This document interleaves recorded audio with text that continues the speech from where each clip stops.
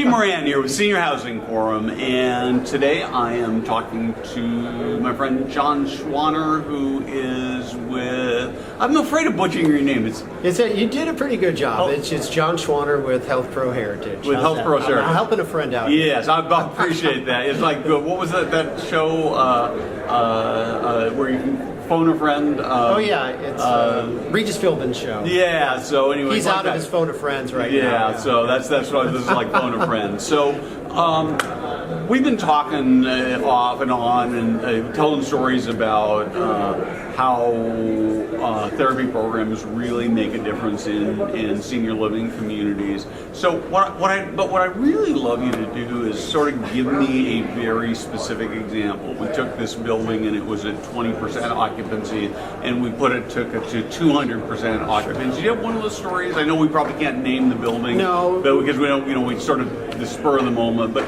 you probably can have somebody in your mind who you're thinking where we just really rocked this particular community. I do. We had one specific partner, a good operator. They were at 86% occupied in a market that had 5 or 6 new entries. So there was like 800 to 900 new apartments in that market space competing with them. And they were really trying to find a strategic advantage past their bricks and sticks that would coordinate nicely with their clinical competencies and programs. And so that's where Health Pro came in and really started listening to what their specific needs were and using some of our data analytics to help them understand their market a bit better on how to better partner with a skilled rehab provider. Looking at if a skilled rehab is discharging 45 Medicare A's, why aren't they getting their fair share? And it was really, we helped craft their talk track. And our therapists then went and worked with their regional nurses that had sit-down meetings with the skilled rehab providers. So they got a common bond that way. And all while doing this, really driving success stories and outcomes. And the one thing that happened over the first 2 or 3 months as we were getting our sea legs with this group is we built trust.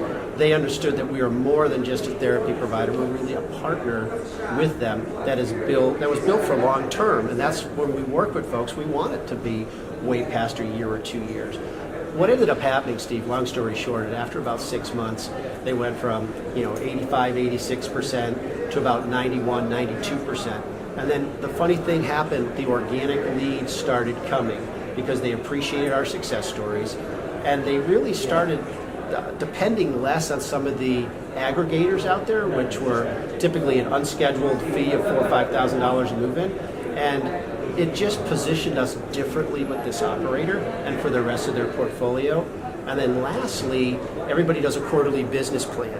And we do a thing that's called Discovery Series, and educational topics that are of importance to adult kids that are trying to make a scary decision, whether it's recovering from a stroke, diabetes, a joint repair, and we would put ourselves on their quarterly business plan, and that they could then advertise that on Facebook or Twitter or however methodology they're using to get the message out for people to come in and listen.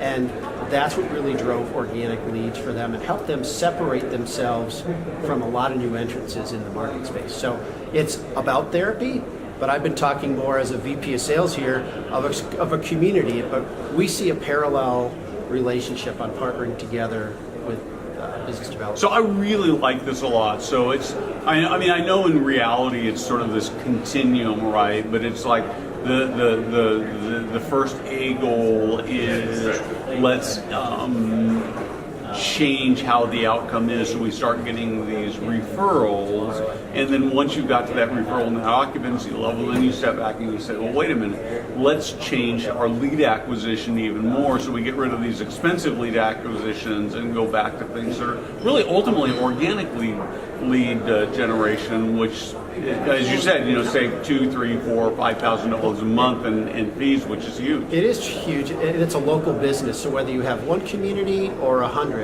we still take. We have a 90-day rolling checklist as we start with a community, because you only get to start one time.